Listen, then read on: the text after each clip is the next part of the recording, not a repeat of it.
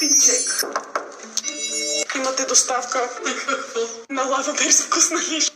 Оле, много си сладка. Много си хубава днес. Така, мама не е пробвала най-новия лавабер. Forest Fruits, диня и разбери. Ще ги разбереш ли? Разбирам ги. Това е най-вкусният лавабер, който аз съм пила някога. Даже пробвай първо този. Лесно се отваря. Трябва да го пробваш и да му дадеш оценка от 1 до 10, ама без да лъжиш и да не я преувеличаваш само защото съм ти дъщеря. Гарет? Не си го сготвила ти. Oh, that was really nice. Има ли вкусна лиша? Има вкусна боровинка. Да, виж има. Модела 9. Най-вкусният лавабер правен някога. Ставам на сън, ходя до хладилника, мама макерин.